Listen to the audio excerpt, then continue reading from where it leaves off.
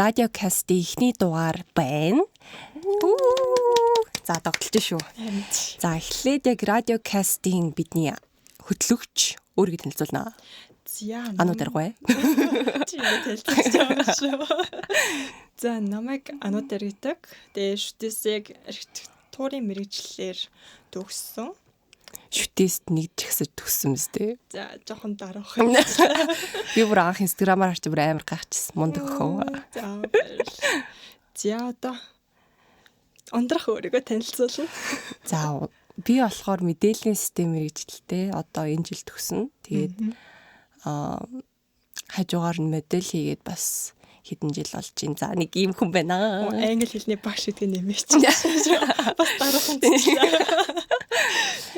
За тэгээд подкаста хийх шалтгаан ярих юм бол угаасаа тэгэл яг технологи, фэшнд амар хайртай. Тэгээд яг подкаст хий гэж бодсоо. Тэгэл яг нүрээ бодож явахдаа ч юм уу эсвэл кино үзэж явахдаа яг юм мэдлэг өгөх хэрнээ тэгснэ амар хүн. Тэгээд айгуу гоё бүх юмыг ингээ базчхаар гоё тийм подкаст хий гэж бодож анх эхлэх гэж оролдож ин доо. Чи яагаад подкаст хий гэж бодов? За би бас ер нь адилхан ингээд нэг хитрхийн амар их мэдлэг ингээд өгөх шаардлагагүйгээр тийм ингээд нэг хүн хүмүүст бас нэг мэдчихвэл зүгээр юм болов уу гэсэн зүйлүүдийг ингээд хэлэх үүднээс гэх юм уу энэ хүмүүс подкастыг хийхээр болсон. За эхний асуултыг би чамаас асуух явчих уу? За баярлалаа. За тийм. За яагаад IT мэрэгчлэлийг сонгох болсон бэ? Зүгээр ингээд чинь хувийн талаас жоохон мэдхийг хүсээд асууж байгаа асуулт гэх юм уу? Би IT-г болохоор анх яг хамгийн эрэлттэй мэрэгжил юм байна гэж бодоод сонгоод орж исэн. Тэгсэнд нь жоохон 2-3 дахь курсээсээ жоохон ингээд тийрээд хичээлээ ойлгохгүй болоод тэгээ би л чаддгүй болов гэсэн чинь ялтчгүй надтай адилхан хүмүүс зөндөө байсан. Тэгээд ойлгоод ирсэн чинь айгүй гоё мэрэгчлээ лээ. Тэгээд одоо л IT технологийн салбартай үнэхээр хайртай. Тэгээд технологийн салбарыг ингээд ямар үзэсгэлэнтэй тэгснэ юм эмгтээлэг ч юм уу эрэгтэйлэг ч юм уу яг юм шинжлэх ухаан нь амар гоё хаанч байх боломжтой гэдгийг хүмүүс ойлгосоо гэж хүсдэг. Тэгээд тэрийгээ бас ярина. Яа хүлээж. Тэгээд эмгтэй хүн гэдэг талаасаа сурахад ер нь ямар хуу байсан бэ? Асуудлууд байсан уу? Тэгээ ер нь бол мэрэгчлээ сонгож байхдаа жоохон айдас мэдсэн тал дээр ямар нэг юм байсан уу? Ингэч хүйдээ тэгч хүйдээ ч гэдэм юм. Манайх ч нөгөө эмчийн салбар биш болохоор тэгэл кода алдлааш нэг асуудал ахгүй тэгээ нэг сүртэй айдсал байгаагүй дээ. За надад нэг асуулт байна. За чи архитектур болов? За миний түүх жоохон би бүр яг боллооч гэж бас болоогүй манай ах архитектур байсан байхгүй юу. Тэгээд ингээ паланшит ингээд тухайн үед одоо ч гэсэн ер нь тэтгэл ах паланшит татна гээд нөгөө нэг А3 А2-ын том хэмжээтэй паланшиттай ингээ авчран гутлаа ватом цаасаа норгоод тэгээд ингээ дээр нь 50 гутлаа сэнстэж хатаагаад тэрийг ингээ тогтоогоод дээр нь зураг зурдаг байсан байхгүй юу. Нөгөө ингээ хадаж мадаад ингээ дөрвөлжин болгодог. Айгуу сүртэй. Тэгээд би бүр ингээ ахыг бүр ингээ урлагийн хүн гэж боддог заяа. Тэгэл ингээ зураг мураг зур яаж чад манайх амир авьяастай гоё зурдаг байсан болохоор ч юм уу ер нь за яг мэрэгчлийнхээ яг юу гэдэг би мэдэхгүй. Зүгээр гоё зураг зурдаг нэг тийм мэрэгчлэн байна да гэж бодож байгаад 12 доо ороод тэгээд юудсан конкурстаад би өөрийгөө аим муу авсан баг гэж бодсон чинь ашиггүй 780 маятай аваад хар зураг гараад ирсэн байхгүй. Тэгээл ер нь бол за одоо окей орсон юм чинь гэл архитекторуудыг жоохон архичин гэдэг те. Тэр нөгөө босооныг хар юм дотор нэг хийгээд идэг ч л архин шил. Бэтлэрэн дотор яа. Дан архитектор гэхгүй штэ. Барилгынхан штэс гэдэг байхгүй. За уучлаарай. Гэтэ би бол ер нь их уудаг байгаагүй. Воо. Би тэрэн дотор зураг хийдэг гэсэн шүү. Хүмүүс яхаа нэг 2 шил 75 мав гэх. Багтаачдаг тэгэл хэлдэг.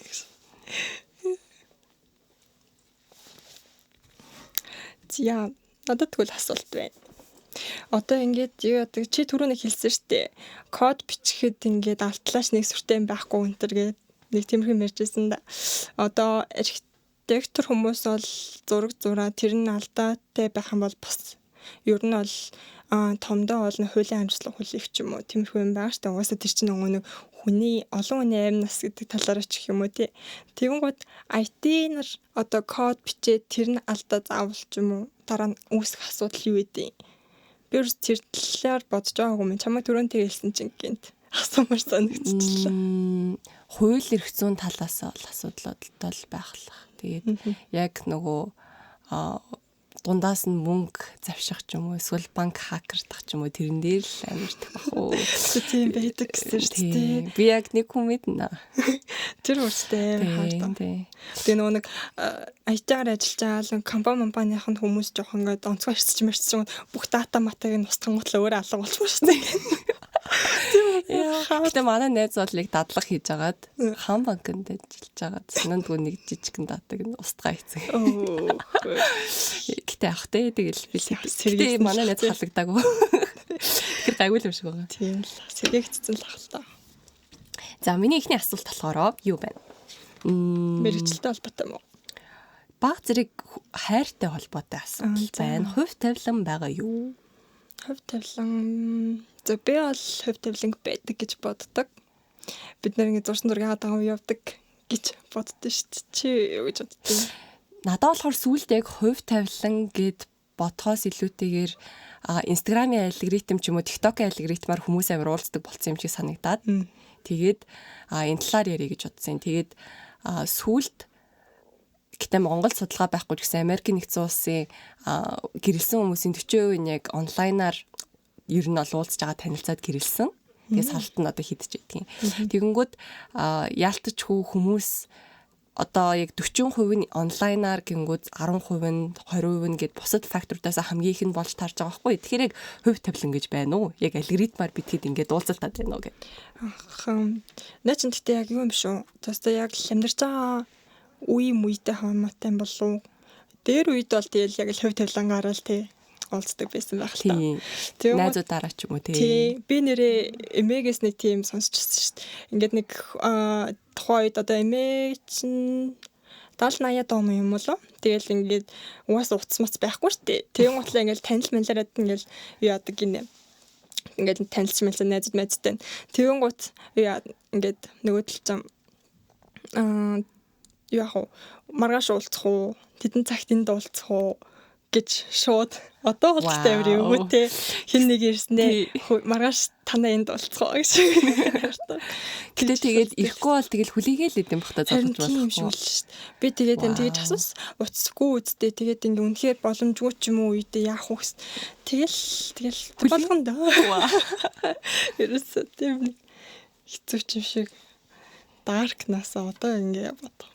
Тэгээ би энэ алгоритм дээр болохоор recommendation data алгоритм гээд за одоо тухайн хүн нь тухайн бичлэгийг хэдэн удаа үзэж байгаа вэ? Дараагийн бичлэгийг үзэж гинөө гэдэг ч юм уу сая бичлэг дотроос яг 500-аас ч юм уу 1000-ыг нь яг магадлал дээр суйрлаад тэгээд тухайн хүндээ ингээ гаргаж байгаа. Тэгээд яг шууд дараагийн бичлэг үзэхэд л ерөнхийдөө бол бас солигдоод байгаа учраас ингээд чамайг үлсэж явах юм бол чамаас төрүүлж мэдэх боломжтой. Хин нэгэн чам таалагдах юм бол чамаас төрүүлээд олох боломжтой. Тэгээд миний үед ч гэсэн сүүлд бодоод тахад ингээ харьцсан хүмүүсийн ихэнх нь ингээ Instagram-аас заяа. Тэгэнгүүт ингээд яг хувь тавилангаараа уулзсан уу тэгээд яг нэг алгоритмаар яг юм код математик дээр суйрлаад уулзсан уу гэдг нь амар сонирхолтой. Харин тийм угаасаа тэгээд ингээл жоохон юм за нэг тийм авчт юм уу ч тийм үү гээл бэжин гут яг нэг бодол уншсан юм шиг нөгөө талынх нь мэдээлэлд гарч ирэхээр би бүр бас тэгээд итгэсэн тэгвэл явж тайсан баг нэ. Тэгвэл утас чинь чамайг сонсдгоо. Би бол сонсдог ч удаа. Баг наа хардаг байх юм шиг. 0 байл орохтой ингээд камерыг хааж уруудтай. Би тэгээд бас яг утас ингээд намайг сонсоод байгаа болов уу гэж ингээд бодож байгаа байхгүй юу. Гэтэ сонсдог байж бас магадгүй хэдүүлэнд нь л тэгээд сонсдгоо л гэж хэлж байгаа хэл та. Тэгээд би яг энэ утас сонсож байгааг энэ цаана дахиад юу болж ийн гэд ингээд дахиад гоё ингээд бодоод юун дээр суйрлж байгаа юм бол гингүүд амар олон зүйл дээр суйрлаад тэгээд жишээлбэл байршил. За жишээлбэл хоолны газрын хажуугаар явж байгаад ингээд жоох удчих юм бол за пицца идмээр байгаа юм байна да ч юм уу. Тэгээд яг нэг цүнхний бичлэг харчингуудаа тэр нь яг өөрийн мэдлгүүд алт тухамсраараа нэг 2 ч юм уу 3 удаа харчингууд тэр нь байн гарч ирдэг ч юм уу. Тэгээд тэрэн дээр суйрлаад ер нь яг ярээ сонсдгоо л гээд байгаа юм. Гэхдээ мэдгүй. Би бол тэгтээ яг сонсдог хаалгач тусдаг. Тэгтээ мэдээж ард нь бол тийм датал гэрэтэн бол явжлаа шүү дээ. Тийм. Чи ном уншиж гин үү? Би өөрт жоохон заагүй уншиж чадахгүй л юм. Тэгтээ ер нь бол уншнаа. Амар олон ном авсан байгаа даа. Номны контент хийдэг хүн биш ном уншдаг. Жоохон ойрд уншаагүй, өчигдөр уншаагүй гэсэн. Яа. Чи ойрд ном уншсан уу? Би бол жинхнээс уншааг болоод чинь. Би баг оны өмнө он гараад яг галан тална гэдэг нэг сарын 5 маунд нэг ном уншсан. Ямар ном? Шинэ авсан ном аа. Supernatural илүү. Ямар? Тэрэн дээр болохоор нөгөө энерги ч юм уу бид хэдийн бодож байгаа зүйлүүд нь айгүй нөлөөлдөг гэдэг талаар гардаг. Тэгээд би бас Frankenstein эхлүүлсэн. Тэгээд би киног нь үзээд кино бүр ямар гоё юм бэ юу? Кино нь гоё юм чи ном нь бүр гоё ах та. Гэтэ кино ном хоёр нь өөр л юм шиг байлаа. Тийм. Харин тийм ямар нэгэн зохиолыг уншихтаа эхлээд киног нь үзээ дараа нь зохиолыг уншсан дээр юм бэлээ. Эхлээд номыг уншчаа дараа нь киног нь үзэхээр ингээд кинонууд ч амар хэсгийг ингээд катла авцсан. Тэг ингээд энэ өсөрч байгаа юм бахтаа гэх номыг уншсан хүн чи гэж яг гоё хэсгийг ерөөсөө гарахгүй юм шиг санагдаад байт юм бэл шүү дээ. Би нөгөө Call Me by Your Name гэдэг кино үзэхээс өмнө номыг уншаад тэгээд номон дээр чинь тэгээд тэр гол дүрийнх нь нөгөө манай гол дүрийн залуугийн нөгөө нэг дуртай болдог залуу байгаа шүү дээ. Нэрийг мартчихжээ. Тэр залуу ч бүр амар шалэг гэж гардаг. За тэгэл баг тэр нутгийнхаа бүх эмэгтэйчүүдтэй ингээд тийм уулзсан. Тэгээд манай гол дүрийн залуу ингээд бүр амар delusional юм бичээлээдэг. Бараг бүх эмэгтэйчүүдтэй уулзсан. Би тэдний нэг баймаар байна гэж бичээд байдаг. Тэгээд тэр хэсэг нь болохоор кинон дээрээ гардаггүй болохоор ингээд бас тийм амар нэг тийм гоёор туссан юм уу мэдрэмжтэй. Гэтэ Call Me by Your Name-ийг англи хэлний багшийн үднээс харахад бол өгүүлбэр бүтсэн бол маш гоё. Тийм үү. Ном нь өөрөө юу? Тийм ном нь. Гэтэ яг би бол тэр кино шиг нь бол төсөөлж чадаагүй. Тэгээ надад нэг тухайн хүмүүс нь бодож байгаа хэлж байгаа үгүүд нь л бодогдож байгаа болохоор нэх гоё байгаагүй хэрнээ киног нь үзсэн чинь бүр гайхамшиг. Би бүр тэгээд хүний төсөөл гэдэг агуу юм а гэж үзсэн. Яг киног нь хийсний дараа. Тийм тий. Одоо тэр нэг юунууд шүү дээ. Сая гардаг кино ч юм. Кино лээ. Аватар уу? Тий, Аватар бүр галзуу. Тэр чихний анги чинь 2009 онд гарч ирсэн. Тэвэн готлоо зохиолын бараг 10 жилийн өмнө биччихсэн гэдэг байна шүү дээ. Тэгэж төсөөлж бичнэ гэдэг бол зохиолч нараас амар тий. Harry Potter, J.K. Rowling. Тэгэл ганц кино гэлтгүй аним бүтээдэг хүмүүс ч гэсэн бүхэл бүтэн ертөнцийг ингээд бий болгож байна. Тийм. Тэгээд тэрэн дотор нь ингээд шашин байгаа юм, ус төр байгаа юм, хилнүүд байгаа юм. Тэгээд шинэ хил бараг зохиогоо биччихсэн ш. Тэгэл жишээлбэл Hunter x Hunter гэдэг нэг аним дээр бас байдаг. Тэгэл айгуу гоё санагддаг. Жирэн тэгтээ номоо яаж сонгож авч уншиж юм? Дэлгүүрт орж байгаа л тэгээд эхний эдийг харж байгаа л авж байгаа л тэгээд гэртээ байж байгаа тууштай. Тэр нь бол очиж байгаа л судалж байгаа давчтай юм шүү дээ. Тийм. Тэгээд сонирхол татж байгаа кинонууд биш номнууд авдаг. Тэгээд надад сүүлд ном авахтаа ингээд кино үзэж байгаа юм шиг бол амар гоё байхаар юм шиг санагцсан. За яаж? Одоо жишээлбэл кино үзэхэр чи ингээд нэг рилиз ингээд нэг халт катлсан бичлэг хардаг шүү дээ. Тэрнийхээ тэнгуү тэр хэсгийг үзэгчл баахан бичлэг үздэг бол яг номны гоё хэсгийг ингээд мэдээд тэгээд номоо хөдөлж авбал амар гоё юм бэлээ. Ана Каринаг ч юм уу эсвэл шүүх ажиллагааг ч юм уу тий. Нөгөө нэг гэрзэрийн санаат дээр арталтанд тэгцмээс би тэрийг авсан гэхээр нөгөө бас ном үзэж байгаа. Тэгсэн чинь артал нь ингээд харангуут хаалталт гэдэг чинь ямар ёрын мэдрэмж биш ч лөө. Нэг тийм хутгатай юм биштэй сахгүй. Тэгэнгүүт энэ хаалталт марталтай холбоотой юм чи энэ сонирхолтой л ш тараа. Тэгж орж ирчихсэн шүү дээ. Тэгээд би бүр саяхан нэрийн нөгөө Treats гэдэг штеп. Би Treats орж ашиглаж үзэж байгааг байхгүй. Тэгээд нэг орсон чинь ямар амар хэм бичтэй би хүмүүс чинь бүр алдгийн биш тэн дээр чи харин галзууруулчихлээ. Тэгээд ингээд зүгээр халт гүйлгэжсэн чинь нэг хүн тэгээд бичсэн ингээд одооний энэ хүүхдүүд худлаа өнө ном уншиж байгаа уншихгүй мэддэхгүй нэг стори хий.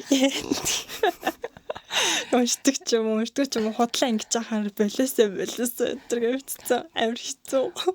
Гүй гэхдээ at least тэр номыг зургийг авах гэж ном авч л байгаа зү. Тийм ном авахгүй хүмүүс ах чинь яадгийн. Тэгснэ худлаа ном уншиж чахаар гэдэг байгаа байхгүй. Ер нь тэгээд ямар ч байдлаар байсан ном уншиж л байгаа бол тэрийг тэндээс ямар нэгэн үр шимийг нь хүртэж байгаа л. Гэтэ миний бодлоор баг номоо авчвал тэгэл номоо баг уншчихдаг шүү дээ. Харин тийм нэг сонь сүрэг мүрэг юм яад тийм л. Тэгээд сүүлийн үед нэрээ Gen-Z үеийнхэн бас амар ном уншаад амт санагдаад байна ш надаа. Америкийн нэгдсэн улсын судалгаанд байсан бахан сүүлийн 12 сарын судалгаан дээр нь 18-аас 24 насныхан ер нь нийт ном уншиж байгаа хүмүүсийн нэг 50% нь гээд Gen-Z-ийнхэн ном уншиж ийн гэдгсэн байл. Тэгээ ер нь ном унших чинь баг өөрөө нэг тийм тустай бүр амар соёл моёлрох юм болсон юм шүү. Угаасаа соёл лээсэн л та. Тэгээд одоо нэг Gen-Z үеийнхний ялангуяа уншиж байгаа арга нь болохоор дижитал ном амар уншдаг. Тэгээд дунджаар нэг судалгаа байсан болохоор ингээд нэг жилд 2 хэвлэмэл ном, нэг аудиобук. Тэгээд өөр нэг нь юу лээ. Тийм ямар нэгэн сошиал платформоос ном уншдаг гэсэн тийм нэг судалгаа гарсан л. Гэтэ чи юу анзарч байгаа сүүлийн үед ном уншдаг хүмүүс амар хэцүү юм санагдаад тий. Эсвэл би эргэн тойрны хүмүүс маань тэгж уншаад байгаа юм байна. Магадгүй миний эргэн тойронд бол ном уншдаг хүмүүс л жоохон цөөхөн байгаа гэж бодож байна. Тийм үү. Тэгээд одоо жишээлбэл би ангийнхантайгаа ингээл за ном уншдаг хүн байна уу гэхээр нэг араа өргөж байгаа ганц хүн ч юм уу 20 хүн дотроос. Тэгэхээр тэгээд тэр хүмүүс нь яг амар номыг шимтэж уншдаг юм уу гэвэл бас үгүй ч юм шиг. Тэгэхээр магадгүй чи яг номтой адилхан контент хийдэг болохоор яг чамд дуртай хүмүүс байгаа болохоор яг тийм хүмүүстэй уулзж иж магадгүй байх. Би тэгээд бас жоохон ялангуяа нэг юм Instagram-аас болоод ч юм уу ингээд анхаарал төвлөрөл нэлээд багасаад тэгээд 2 жилийн өмнөх Германы судалгаа юу мэдгүй. Ямар ч гэсэн спан буюу анхаарал төвлөрөх чадвар нь 47 минутаас 7 минут болоо буурсан. Тэгээд ном унших юм бол 7 минут уншиж байгаа л уцаа оролдох магадaltaй. Гэхдээ тэр ихтэй амар хэцүү тэгээд шүү дээ. Би бүр яг яагаад ном уншдаг болсон бэ гэхээр яг энэ дэлгэцийн хамаарлаас салахын тулд ном уншиж эхэлсэн аахгүй.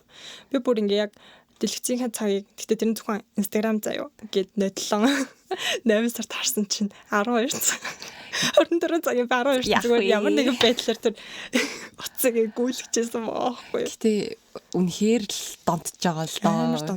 Би одоо ухтгүй гэж хэлж чадахгүй үнэ л хэлээ те. Тэгэл тэрийг сдаруулахын тулд өөр ямар нэгэн байдлаар анхаарлаа төвлөрүүлэх шаардлагатай болж байгаа байхгүй.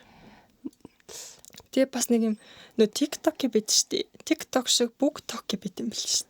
Хоо. Тэгээ тэр нь ингээд одоо угаасаа нэг Америк хэл дээр ч юм уу бааш тэ ингээд ер нь хэл дээр байд юм шиг номнууд нь тэгэн гутлаа нэг сарын нэг хэдэн доллар ч юм уу худалдаж авт юм бэл. Би бас сая ухаж авч байгаа тийм болс.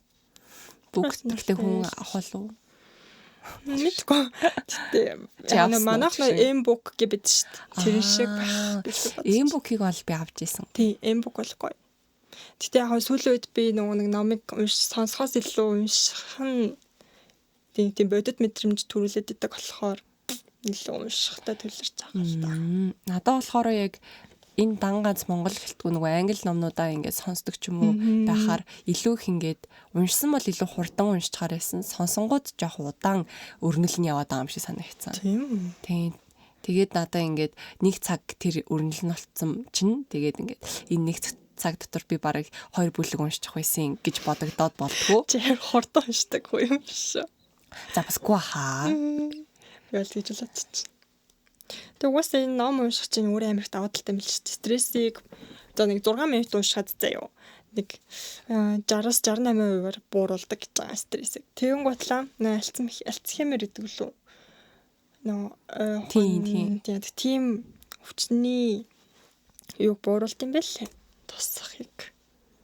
Тэгээд угаасаа ном унших чинь эмпати чадварыг талаар нь дэвшлүүлдэг болохоор ер нь ном унших хэрэгтэй юм бэлээ шүү. Чи эмэгтэйчүүд хизээ өмсөж эхэлснийг мэдэх үү гэж. За бодвол сүүл хавирлах хос юм уу? Юу хизээ өмссөн. Нэгдүгээр дайны дараа өмсөж эхэлсэн юм шиг л. Тийм үү? Нэгдүгээрсээ толоморлсон л та. Гэтэ яг би яг нөгөө ийм фэшн талаас нэг хальт нэг юм хэлмээр санагдаад чиний өмдийг хараад бодлоо өмдөж айгуу гоё. Баярлалаа. Түүний эдгээр дайны дараа эмэгтэйчүүд яг ялцч үйлдвэр дээр ч юм уу эсвэл аж ахуй дээр ажиллах шаардлагатай болоод тэгээд анх өмд өмсөж эхлээд. Гэхдээ тэр нь ингээ буцаал гайгүй болж жагаад тэгээд 2 дугаар дайны дараа бүр яг нэлээд өмсөж эхэлсэн юм шиг байлээ бүр. Гэтэ яг тогтцсон цаг нь бол 2 дугаар дайны дараа гэдэг юм шиг байлээ. Тэрнээс өмнө бол яг хүүсээрээ ялгуурлаад ерөнхийдөө бол нэг өмсдөггүй. Тийм угаасаа бараг өмсөлтгүйс. Тийм тэгээ pocket ч гэсэн бас нэг амар баг байдаг ус. Тэгээд тэрний дараа нөгөө dandy style эдэр гарч ирээ эмэгтэйчүүд ч нөгөө suit өмсөөл тэгээ фотошут эдэр хийгээл тэр амар гоё эс. Тэр ч бас одоо юу эмэгтэйчүүд ирэхин те. Тийм feminism гэдэг та. Тэвшил тийм үү да бас нэг. Тийш. Тэгээд нэрээ нөгөө нэг би бас юу асуух гэжсэн юм чамаас. Sapiosexual гэдэг дэ штэ. Одоо нөгөө хүний тэрийг чи юу гэж боддог? Юу гэж боддог вэ гэж үү? Би бас sapiosexual байх гэж өөрийгөө боддیں۔ Ягаад вэ гэхээр манай найзуу чи царай харддаг юм уу гэд. Уул надад амар царайлаг харагдаад идэг тэр хүмүүс маань. Би бол царайлал гэж бодож байна. Гэхдээ ингээд яг юм objectively, subjectively гэдэг үлээ. Ингээд хинч харсан ингээд амар царайлаг харагддаг хүмүүс гэхээс илүүтэйгээр нэг юм ярьж байгаа юмн дээр нь биеийн хилэмжт надад илүү татагдаад байгаа юм шиг санагдсан. Тэгээ тийм хүмүүс ч уусаа гэхдээ ягаад тийм хүмүүс ингээд sexual байдаг вэ гэхээр хөвчлэн өөрийгөө амар их боддог хүмүүс тийм байдаг гэсэн шүү дээ. Тэгээд ингээд ямар нэг зүйлээс амар хутга учрыг хайдаг. Тэгээ яагаад гэдэг асуулттай бүр баян тэг явждаг хүмүүс тийм байдаг гэдэг чинь. Тийм хүмүүс хөвчлэн ном унших тийм нэг төлөвтэй байдаг. Ялангуяа утга уран зохиол. Тэгээ би нэг ингээд зүгээр уншаад талт явж байгаа demisexual бас байдаг гэж олсон. Гэхдээ энэ болохоор юу саяных ч болохоор ингээд ямар нэгэн байдлаар тийм одоо нэг яг ямар хүн таалагддаг вэ гэдэг тийм нэг илтгэж байгаа зүйл байгаа шүү дээ. Тэнгууд demisexual нь болохоор ингээд бүр юу юм бэ лээ шууд сэтгэл зүйн хэв маяг болоо явчихсан юм билээ. Тэгээ энэ нь болохоор ямар хүмүүс байдгийг ингээд тэгэнгүүт одоо ингээд хэрвээ чи нэг хүнтэй уулзсангууд энэ хүн надад таалагдахгүй байна гэхээс илүү энэ хүн бид хоёр ингээд ойлголцож чадахгүй байна гэдэг тиймэрхүү байгаа даахгүй. Demisexual гэсэн үү? Demisexual. Demi? Demi. Demi. Тэр нь ингээд нэг хоорондоо хүмүүс ингээд одоо юу гэдэг эмоцороо ч юм уу тэм сэтгэл хөдлөлөөрөө гэж илүү батсахыг хэлдэг юм биш. Одоо нөгөө spiritual гэх юм сүнслэг гэж яриад байдаг. Тэгээд ийм хүмүүс болохоор айгүй нэг хүн рүүгээ айгүй чиглэлдэг. Тэг ингээд ийм хүмүүсийн харилцаа айгүй удаан явдаг. Тэг ерөөсөө ийм хүмүүс нөгөө нэг одоо нэг удаагийн уулзч юм уу те one night interview-с хүлэн зөвшөөрдөггүй. Тийм хүмүүс байт юм л. Ер нь бол итгэлцэл дээр бүх юмаа ингээд авч явдаг гэх юм уу. Ер нь бол надтай амар адилхан хүмүүс байлээ. Тэгээ ингээд энэ хүмүүсийн шинжин болохоор ерөөсөө ингээд хүний найзаар нь таньдаг гэж байгаа заяа. Тэгээд сэтгэлээрээ ингээд ойлголцож чадчихвэл тэр хүнийг одоо сонирхолтой төрдөг. Тэгээ ийм хүмүүс хөвчлэн анхны удаа ингээд болцсон дээр уулзаад хүмүүс нэг догтлж ч юм уу ингээд бие биенээ таалдаг ч юм уу тийм байдаг штеп. Ийм хүмүүс ерөөс тийм байдаггүй гэж байгаа. Ямар тэг ингээд сонирхолтой. Тэг яваандаа хэрвээ ингээд уулзаад тах юм бол тэр нь одоо нэг таалагдах магадaltaй. Итгэлэн төрөөд левел тэр хүн таалагдана гэсэн. Би ер нь тийм ч зүрсэн эхлэний удаа ямар ч хүнтэй уулзсан надад гэл нэг яахгүй. Тоохгүй. Нөгөө дасна гэдэг юм болоо. Эсвэл ихтэй ихэнх эмэгтэйчүүд тасдаг гэдэг юм байл ш. Тэр маадгүй. Нэг юм сонирхолтой үе тийм л юм маяг. Сонирхолтой. Singles Inferno үзсэн үү? Үзсэн штэ. Чиний dating style юу вэ гэдэг. Яа зэмэдгүй. Минасуг их үзий ядчихна хүмүүс. Тийм. Гэтэ тэр бол үнэхээр гоё тоглолт хийж байгаа шүү. Арай сонирхолтой болгож өгч байгаа сте. Одоо тэр нэг хийсэн билүү? Хайсан. Тийм. Тэр охин бол уулын хөөрхөн ирнэ. Ингээм ямарч нэг юм үйлдэл хийхгүй байгаа тахаар амар уйтгартай байгаад чамд санагч нь. Хэрвээ тийм минасу байхгүй бол тэр шиг л юм уйтгартай болсон баг та. Гэтэ яг минасу байхгүйсэн бол Queen гэ тохныг тойрсон драмануудыг үүсгэх гэж оролдох байсан баха. Бас тийм тий. Энэ ч юм бол бас амар од юм бил шүү дээ. GDX гэж нэг румер яваад байсан. Тэ минаас ч бас кино манд амар тоглож болсон юм бил шүү дээ. Тэр юу н орж жүжиглээ л гэж чадсан баг тий. Гэтэ яалтчгүй нэг American style ч юм уу нэг либерал байсан баг. Тэр байсан шүү. Тий санагт надад ч гэсэн. Гэтэл бас зарим дээр бол хөгжилтэй энтертейн хүн байлээ. Гэхдээ зарим үе дээр бол цүм ач үйлдэл хийсэн. Харин хитэн залуу дээр очиад байгаа. Би чам сайн шүү. За байж файс нөгөө тэр дээдэн дээр бүр эксперт эдэг те ингээд плеер бурхалцсан. Тэр бүр юмслээсэн. Гэтэ хэрвээ тэр камп дээр за хадварцсан уу? Тэг яа л та. Камп дээр ингээд яг тэр үйл явдал болоогүй байсан бол бас яг тэр залуучууд бас яг Минасугийн үгэнд итгээд бас сонирхолтой болж бас магадгүй л ах байсан баг. Тийм. Тэгээс бич магадгүй. Зя тийм байсан байна. Чамаар өөр ямар асуултууд байна? Асуух юм байна уу? За Монголд архитектур, Монголын хот төлөвлөлт хэр байна? Дэлгэр зүсэж. Би ч ихлээд асуухгүй баг гэж хүлээгээл нэлээ. Яа. За. Хот төлөвлөлт гэсэн үү? За уучлаарай. Уучлаарай дээр. Ер нь л хот төлөвлөлт нь хоёр фэжэлтэй хүү яг орох гэж. Яг анхныхаа зургаараа зурагдсан бол айгу зэгцтэй байх байсан болов гэж би боддоо шүү дээ. Одоо нэг хот төлөвлөлтийн яг анх гаргасан тийм нэг схем зургууд байгаад байдаг байхгүй. Бүр ингээд Барселона лөө хотын нэг төлөвлөлтийг харжсан гэл. Мэдгүй харж байгаагүй. Дөрвөлжин юм шоун юм шиг юм замтай байдаг байхгүй юу? Нэг тэрний яа гэсэн үг лээ. Одоо явтаа төвжрэл эсвэл ч амар их ингээд зам нь ингээд ямар ч тийм одоо хэдүүлээ парта байхгүй гэх юм уу.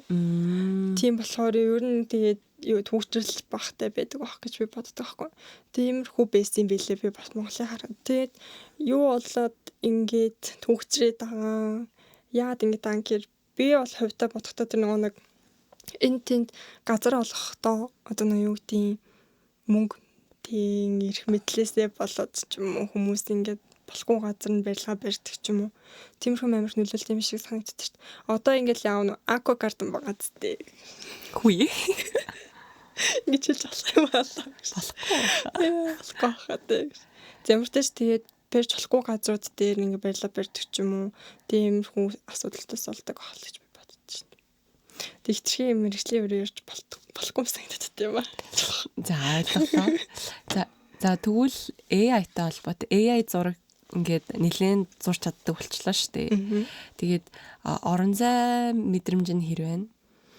AI дээр гэсэн үг. Тий одоо жишээлбэл зураг төлөвлөлт дээр зурлаа гэж бодоход яг юм таарамжин ч юм уу доторх байдал нь AI зурж өгөхдөө гэж асууж байна уу? Эсвэл би AI зурхтаа. Ер нь бол яг орон зайн төлөвлөлт энтрийг бол AI одоогоор би яриач гүцэхгүй байх л чинь хүнийг. Тэг би ингэжсэн юм аа намайг 4-р курст хахад манай нэг багш хэлжсэн байхгүй юу? Одоо ингээд AI бол ингээд амар хурцтай хөгжиж байна. Тэг ингээд хөгжийн хэрээр ингээд зарим мэрэгчлүүд мэдээж ингээд алга болно. Гэхдээ та нар архитектур гэдэг мэрэгжил алга болно гэж бити санаа зов гэдэг чийгс аахгүй. Тэг яагаад гэдгсэн чинь архитектурч болохоор өөрөө ерөөсөө урлаг шинжлэх ухаан хоёрыг одоо хослуулсан юм шиг мэрэгжил байгаа байхгүй гэдэг чинь ингээд зургаар илэрхийлж гин давхар бид нар шинжлэх ухааны ч юм ямар нэгэн тийм инженерийн мэдлэгтэй байж тэр нэг одоо зургийг бүтээдэг гэх юм уу. Тэгэнгүүт одоо тэрэнд ч амар олон хүчин зүйл байгаа гоо зүүн мэдрэмжийн асуудлууд гэх юм уу. Тэгээд тэрэнд одоо ингээд хүний мэдэрч байгаа мэдрэмжийг хийж мэдэрч чадахгүй. Би одоо тэр хэрвээ төлөвлөлтийг хийхэд би хүн гэдэг талаараа одоо энэ талаас ирэх урсан салхич гэдэг юм уу соёлтой ингээ холбогдуулаад ч гэдэг юм уу тэгж төлөвлөлтийг хийдэг бол AI тэрэг одоохондоо гүцэж чадахгүй байгаа гэж хэлж байна. Тэгээд би бас нэрээ тгий судалж үзсэн шүү дээ. AI одоо ингээ манай мэрэгжил AI одоо юу гэдэг юм мэрэгжил маань устгах ч юм уу те би ингээд ажилгүй болох юм болов гэдгсэн чинь ер нь бол концепт архитектурууд бол бүр ялангуяа гайгүй. Тийм яг AI бол хараахан оролцож чадахгүй гэдэг чийсэн. Би нэг юм харсан. Яг нөгөө тухайн модель LLM одоо сургахтаа анханасаа нөгөө барилга төлөвлөлтийн за тэдэн грамм байгаа, тэдэн одоо суултанд тэд байна, тэдэн метрийн өндөртэй гэдэг ч юм уу, за зургийн нэмэртүү байна гэдэг ч юм уу, өвдлүүдийн датануудыг оруулах юм бол маш сайн угсардаг. Тэгээд нөгөө тооцоог нь маш сайн гаргадаг болж байгаа гэд. Тийм тэр бол миний бодлоор ажлын хөнгөвчлөл талаас гэж би бодод. Тэрнээс яг нөгөө хариуцлагын угаасаа хүлээж чадахгүй болохоор угаасаа тэгэл мэржлийн хүмүүс л болох байлгүй тий. Тэгээд одоо бидний хийдэг амар олон цагаар хийдэг юм ч юм уу зэр тооцоо моцоог нь зүгээр л хөнгөвчилж өгч байгаа. Тэгээд тэрнээс биш бүр яг энэ мэрэгжил нь өөрөө бас болж устдах уу гэдэг дээр л үгүй. Яг зөв нэг детальчилж зурдаг хэсгүүд одоо байгаа шүү дээ хүмүүс ч гэдэг юм уу. Тиймэрхүү яг талынх нь мэрэгжлийг AI одоо юу гэдэг орлох боломжтой гэдэг чиглэл. Чи өөрөө мэрэгжлийн талаас AI яаж нөлөөлж байна? Гайхалтай асуулт байна гэдэг. Зөвлөл нөлөөлж байна гэл. Би яаж яхад нөгөө химэл оюун ухаан дээр machine learning яг юм одоо алгоритм дээр нэлээд сонирхолтой санагдаад байгаа тоо бодох ч юм уу те. Тэгээд яг цаана нугасаа тоол байж байгаа штэ томьёо. Тэгээд тийм болохоор надад аюу сонирхолтой санагддаг. Тэгээд одоо болохоор хүмүүсийн яг айгаад байгаа AGI гэд одоо өөрчлөгдөд нэг юм гарч ирээд байгаа штэ. Яг юм өөрөө сэтгээд юм гаргаж ирнэ гэх юм уу. Тэр нь гэхдээ одоогоор бол физикийн хувьд боломжгүй гэд ер нь бол гарцсан ирнэ хүмүүс бол яриад байгаа. Гэхдээ бүтээхгээл бараг жилийн дараа гарна гэж нэг хүмүүсээс яриад зарим нь болохоор боломжгүй физикийн хувьд за ийм юм яриха бол гэл тиймэрхүү юмнууд бол яваалгаа юм лээ. Тэгээд манай их сургуулийн багш Жинсэн ухаантай уулзаад тэгээд тэр хүн болохоор яг AI-ийн хөгжил нь утгагүй жилийн дараа гэхэд гэдэг чи одоо энэ жил байж магадгүй гэсэн үг те. Энэ жил яг бид нэр төрүүлээ промпта бичдэг байсан бол промпта шууд эхлээд хэлдэг болох боломжтой. Гэрт байгаа IoT ч юм уу одоо төхөөрөмжүүд чамаа гонигтай байгаа харангуйта ямар гонигтай байх юм бэ? Чи дуу сонсомоор байна уу ч юм уу мэдгүй. Тиймэрхүү байдлаар промпта төрүүлж гарах боломжтойгоор хурцтай өгчнө гэд тэгэж сонсч байсан. Слэмэр хөгжиж шүү. Гэтэ тийх тусмж жоох айцтай ч юм шиг санагдаад. Нөгөө нэг янз бүрийн кинонууд эд штэ. Нөгөө хүн шиг юм AI-ийн хөгжсөн нэг хүн биетэй нэг юм роботууд бүтээсэн. Нөгөөдөл нь ингээ хүмүүсийн эсрэг буцаагаад ингээ дайрч бариад идэг. Гайгүй бах. Тийм болоод тийм амар санагдана надад. Гайгүй дээ. Математик юм чинь дээ. Гэтэ яг наадахын чинь бүтээн гэх юм бол физикийн үед боломжгүй гэд нөгөө Open AI-ийн захирлуулны AGI-ыг хийнгээд тэгээд хүмүүсээс одоо хөрөнгө оруулалт ч юм уу авах гэж яхад нь яг хөгжүүлэгч нь яг энэ нь боломжгүй байна. Энийгээ болохгүй бол би гарлаа гэд гарцсан. Бас тийм ба та. Одоо тэгэл ахт тий.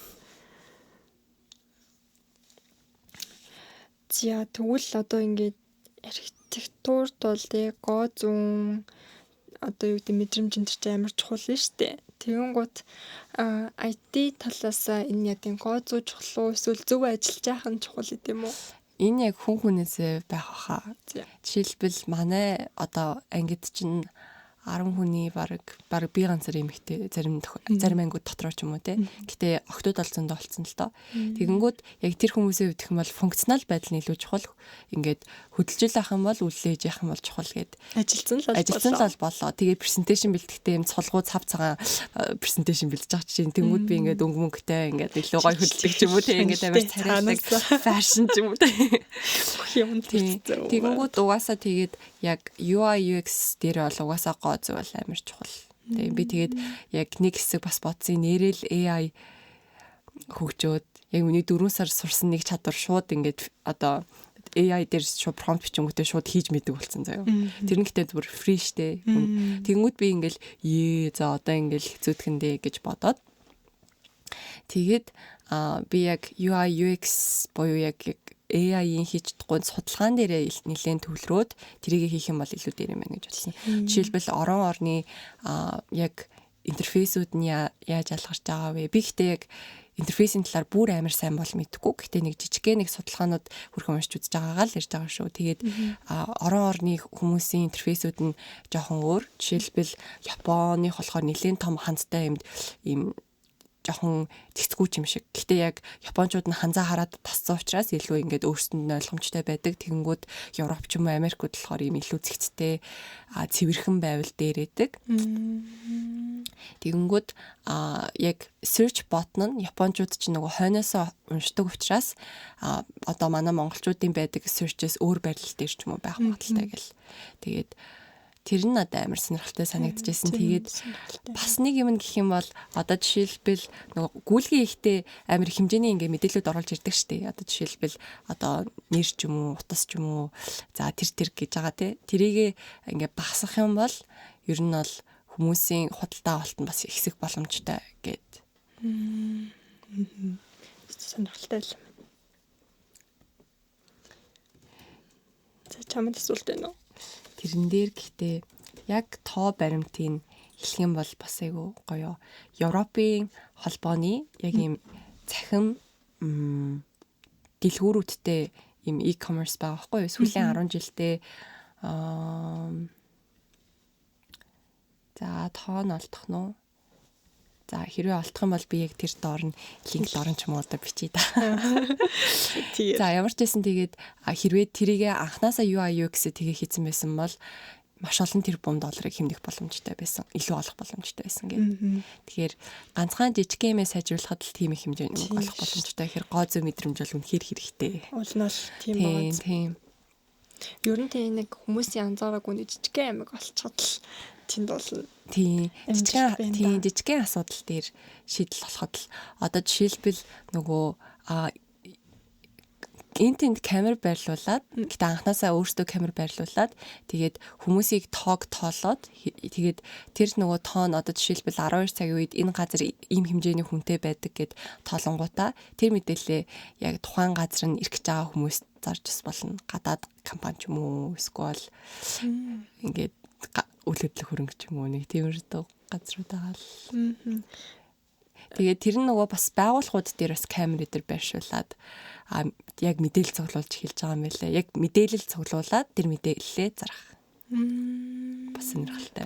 Тэгээд тэрийгээ тэгэл одоо тэгэл AI-аар л ялгаж байгаа л та. Эсвэл зургийг нь яолоо молоо гэл.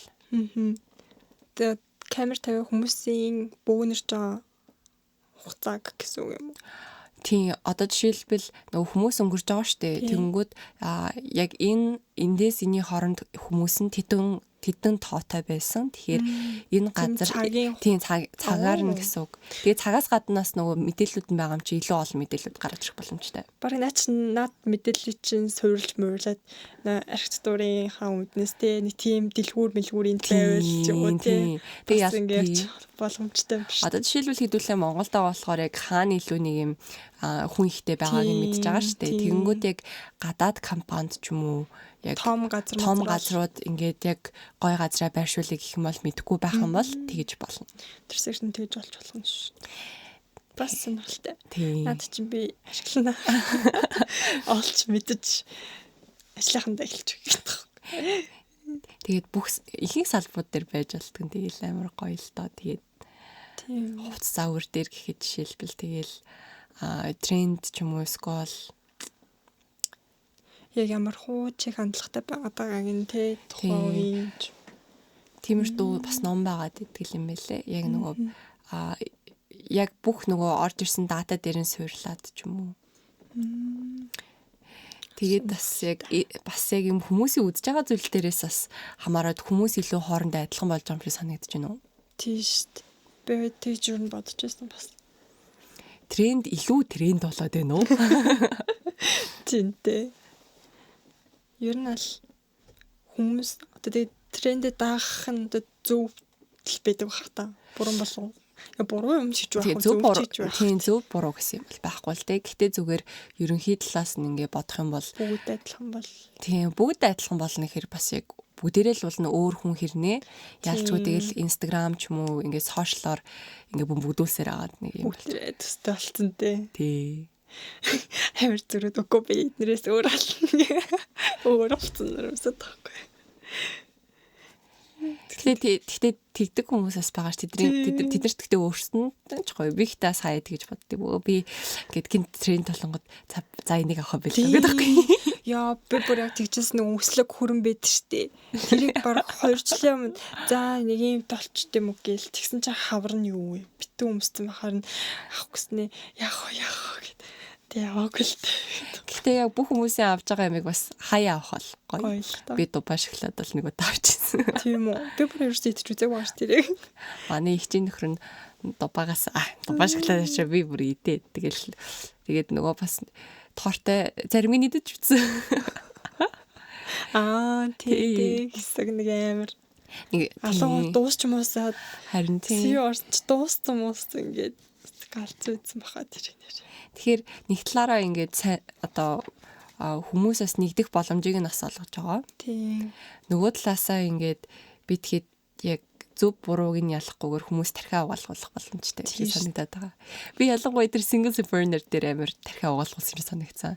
Нөгөө трейлер нь бүр амар тийм сонин хүмүүс оруулсан юм шиг байгаа л. Амар сонин трейлер явцсан, сонин ингээ постэр оруулсан. Тэгэл би энэ жилийнх нь амар сонин юм байна. Үзэхгүй гэл. Тэгээд ихнээ ингээ үзсэн чинь шалсар. Тийм бүгдээрээ амар өөрөөр царайтай амар царайлаг хүмүүс. Өмнөд ороод царайлаг мэрэлэг гэдэг юм шүү. Надаас тийг санагдсан.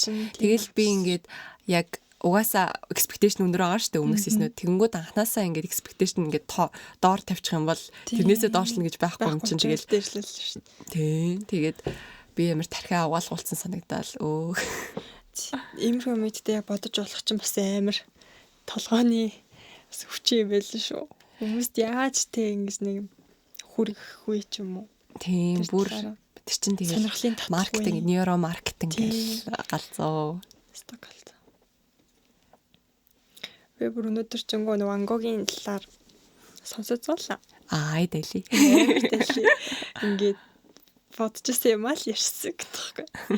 Тэгээд ингээд хүснээгээ дараа хамаг юм ингээл модонд ороод одоолол тий алдаршаад байгаа штэ. Тэгээд ер нь яагаад энэ их цохолж ингээд хүснээгээ дараа алдарштай юм бол гэж бодоод. Тэр бас яг уран зохиоллих дээр байдаг тий. Харин тий Капка байн, Сильвия Плат байн. Тий. Осомода Зай бас байна. Тий. Albert Camus байна. Ерөөсөө эсвэл тухайн үеийнхээ хүмүүсээс бүр хит давуу сэтгэцэн тий. Тэгээд тэр үеийнхээ нийгэмд ерөөсөө хүлэн зөвшөөрөгдөж чадаагүй. Тэгэнгუთ дараа Фредрик Ницше бүр бас эготой л доо тий. Тэгээд дараа нь ингээд одоо ингээд бүх зүйл тийм сайхан инх тайван ирсэн үед ингээд уншаад явах бүр яг нэг л яалчгүй тухайн үеэс илүү сэтгэсэн юм шиг. Гэтэ одоо жишээлбэл яг Фредрик Ницшес бусад бүх зохиолчд бол за ихэнх нь ч юм уу те яг өөрсдөө амар лузер би чадаагүй л гэж бодож ер нь бол нас орсон баг. Эсвэл яг өмнөх ингээд за ингээд өгчих юм бол тэгээ одоо л нэг баг болчих байхаа гэдэг. Тэгэж бас бодсон бас биш магадгүй л. Манай яг зохиол юмчдаг хүмүүс бол бас л сонирхолтой байх хүмүүс л дээ. Харин тэгтээ яг миний бодлоор бол тэр үедээ бол тэд нэр хөрх хамтд өөрсдөө одоолно гэж бодог бах уу. За Франц ингээд Кафка бол угаасаа өөрийгөө хизээж одоолно гэж бодог баха. Ингээд найз нь хөвлөж өгсөн мэт. Тий, найздаа бүгдийн шатаагаараа гэж хэлсэн юм билээ ш дуулна хөрх хамт. Тэгээ одоо бодоход бид хэдийн нөөтл юм да. Миний нөөтийг шатаагаараа гэсэн чинь нөгөөх нь бүр тийм амар цохолж болгоцсон байгаа байхгүй. Тэгээд нөгөө Фредрик Ницше дээр гэх юм бол би яг юунд амар дуртай. Antichrist гэдэг нэг номон дээр тэрэн дээр ихтэй гардаг нэг quote нь аюу дуртай. Яг нөгөө урлагт ингээд төгс биш зүйл үзэсгэлэнтэй болгодог гэд. Тэгээ сүүлийн үед надад зарим зүйлүүд хэтэрхий төгс болоод тахаар ингээд гоё зүйлүүд нь нэг юм өөрсдийн гэсэн нэг одоо нэг чанар нь байхгүй болоод байгаа юм шиг санагдаад тэгээд урлагт бол нэг юм бас баг зэргийн юм тийш хитрхи төгс биш зүйл бол заавалчгүй. Тий энгийн яг юм заримдаа бүр ингээд бүр эсрэгээрээ ч юм уу тий бүр гоёос муухай байвал тэр нь ингээд нэг юм зарим хүмүүстэй илүү таалагддаг ч юм уу. Тий. Тэгээд одоо жишээлбэл ингээд зохиол бичгээр болох юм бол тэр дөрүүдээ хитрхи төгс биш ингээд сайндаа муутайгаар нь бичингүүд илүү сэтгэлд хүрдэг ч юм уу. Тэгээд урлагт бол надад тийг санагддаг. Тэгээд сүүлийн үед надад ром-комуд ч юм уу яг юм controversial байхаас айснаасаа болоод юм жоохон юм сулгуу болоод байгаа юм санагдаад байгаа шүү дээ. Жишээлбэл тэгэл бүх юмыг ингээд хитрхи нэг талд ингээд бариад заавал зөв байх хэвээр гэдэг ч юм уу. Заавал юм байх хэвээр. Тэнгүүд ингээд дээр үед чинь кинонод үзэхэд ингээд ингээд бүр баахан болохгүй за жишээлбэл racist joke байгаа юм те. Kind of sexist joke байгаа юм. Нэг юм хүүсээр жоохон ялгуулад байгаа ч юм шиг те. Тиймэрдүү юмнууд нь яг үнэндээ бас жоохон normalize хийгдэхгүй л байх хэвээр л доо. Гэхдээ яг урлаг гэдэг талаас нь үзвэл бас юм үзүүштэй ч юм шиг. Тиймэрхүү юм байж. Одоо гэхдээ угаасаа тэрэн дээр үзэн ядагдах нь бол тодорхой. Жишээлбэл Single Symphony-гийн Минасу шиг ингээд үзэн ядагдах нь тодорхой. Гэхдээ үзэхэд бол үзүүштэй юм сонирхолтой болгож байгаа. Тэгээд энэ дээр аль нэгийг нь яг зөв буруу гэж бол угаасаа хэлэхгүй. Тэгээд надад л яг нэг юм баг зэргийн хитрхи төгс биш байснаас нэг баг зэргийн төгс бос зүйл байж юм амттай бүтээл гардаг юм болов уу гэж бодогдсон. Тэгээд энэ зохиолч нарт угаасаа нэг бид нараас бүр ингээ хит дахин илүү юм мэдрэмжтэй. Тэгээд мэдрэмжээсээ гадна айгу эмзэг хүмүүс байд юм байл л дээ. Сэтгэл зүйн хувьд гэх юм уу. Бүх зүйлийг ингээ амар одоо юу гэдэг мэдэрдэг. Барыгийн сандал ширээг хүртэл ингээд өөр талаас нь үзээс нь мэдэрдэг. Тэгээд одоо нэг амар сэтгэл готролтой ордон штэ тэд нар чинь тэр нэг жоохон шүүм завхаарал ингээ яаж магаад идэг. Имзэглээд идэг. Тийм гот тэд нар нь болохоор одоо бол ингээл орчин үедтэй ингээл янз бүрийн рил мэл хийгээл доор нь шүүмжлэн штэ дугай муугай гээл өнгөрчдөө штэ. Тэгээд тэд нарт болохоор угаасаа нэгт нийгмийн өөр амар одоо юу гэдэг жишээлбэл Достоевскийг чинь тэр нэг одоо зүгээр философийн тэм нэг юм юу байгаа штэ. Хилцүүлэг маягийн юм хийдэг тийм нэг жоохон хаалттай тийм нэг бүлгэмд орсноос нь болоод тэр цаазар авах ял унгажсэн юм билээ шүү дээ. Тэгээд яг уу азар цаадах чинь тэгээд нэг сэбэж 4 жил хоригдоод тэгээд гарч ирээд нэг цэргийн анги мангар жоох явж байгаа. Тэгээд нэг буцаж ирж исэн юм билээ. Тэгээд тийм амар хатуу нийгэмтэй тэгээд дээрээс нь үзэл бодлоо хөгжлөлт илэрхийлэх хүмүүс амарч боломжгүй. Тэгээ хэрвээ илэрхийлчих юм бол тухайн үеийн хүмүүс ойлгохгүй. Тэгээ бүр амар хитрхи дарамт учруулдаг гэсэн болохоор ер нь бол аюу сэтгэлээр унаад амар орлдог гэсэн юм шиг байна. Би бол тэгж ойлгоод. Осомода заяа бол бас л suicidal байсан тий. Номыг уншихад бас анхнаасаа л ингээл бид тэр зохиолчийг сайн мэдхгүй амар орлсон юм. Тий амар орлсон. Тэр хүн гэтээ хүн байх хэрэггүй гэд ном нь бол надаа яг 19 дой байхад минь уншиж байхад надаа нэлээд таалагдчихсэн. Тэр хүний мэдрэмж одоо юм гал буцалсан гал зурх гэдэг юм шиг мэдрэмжийг нь үнэхээр ингээд мэдэрч болохоор гэх юм уу. Би бүр тэр номыг уншаа гар салганаад тэгээд одоо бол надад таалагдах хэсгийг бас сайн мэдэхгүй байна. Бас өөр мэдрэмж. Би яг 19 20 доо ингээд ялтчгүй жоох юм эмо. Бас өөрөө бас ном бичих гэж үзэж оролцчихсэн те. Тэгэнгүүт одоо яг бас эргээд юмнууд уншингууд нэг юм томорсон ч гэх юм уу нэг жоохон тэгчгүй байсан юм болов гэд нэг юм жоохон шүүмжилж хэлсэн юм шиг санагдсан. Эргцүүлээд өмнө нь болохоор тэгээ шууд номоо уншингууд ингээд тухайн хүнийх нь мэдэрсэн мэдрэмжийг шууд мэдрээд ч юм уу ингээд нэг юм дүн шинжилгээгээ арай бас гүйцэтгээгээгүй баха. Урд тарих хөгжөөг байсан болохоор гэдэг байхгүй. Frontal lobe. Зохиолч мохолч нар ер нь тийм урд тарих амар хөгжсөн байдаг. Тэнгутлаа эмпати бүр амар өндөртэй хүмүүс байт юм л шүү дээ. Тэгээ ингээд зохиолыг биднэрт яаж юм одоо сэтгэлд хүрэхээр бичээд ин гэнгүүт ингээд амар их зовлон зүтгүүрээс ч юм уу тэгээ өөрсдөө амьдралаас ингээд мэдрэмжээ биччихт ингээд тултал гаргаад тэнгутлаа гаргаж авах үйл явцтай одоо нэг өөртөө амар их дофамин, окситоцин гэдэг тийм даавруудыг ялгаруулдаг. Тэгээ тэр нь буцаагаад уншиж байгаа хүмүүст амар их одоо яг тухайн үед нь ч юм уу ингээд бүр ингээд дотор нь орж мэдрэхэд амар нөлөөлдөг гэдэг жишээ. Тэгээд эн чинь тэгтээ ингээд бүр амар заа яг гоц авиас бол биш юм бэлээ шүү дээ бас. За яг зарим нь бол яг авиастай төрдөл ах. Ингээд тэрнээс ер нь бол ямар ч хүн ингээд жоохон бичээл уншаал байх юм бол эмпатигаа жоохон хөгжүүлээд ирэхээр ер нь бол иймэрхүү болох боломжтой гэдэг жишээ. Тийм үү. Зохиолчдыг чинь interpersonal intellectual гэдэг төрөлд оруулаад идэг үлээ. Өөрсдөө сайн ойлгодог. Философч. Тийм дотоод өөрсдөө ертөнцтэйгээ сайн ярилцдаг. Тэгээд ихэнх нэг уран зохиолч чинь бас яг философийн нэг номтой ч юм уу байгаад байдаг тий. Тийм. Гэтэ Фредрик Нишийн зохиолууд бас нэг юм галзуу байгаад байдаг. Яг ингээд цаач нь бол нэг юм Why am I so clever? Би яагаад юм ухаантай бэ гэдэг ном бичээ. Тэгснээ ингээд хүмүүс тухайд нь үзээ ядаад тахаар ингээд таад ойлгох болоогүй яг намайг унших хүмүүс дараагийн 100 жилд байгаа. Яа тэгээд тэгснээ яг дараагийн 100 жил нөө хүмүүс нь ойлгоцсон тий. Ах үний юм аха та ямар ухаантай юм бэ?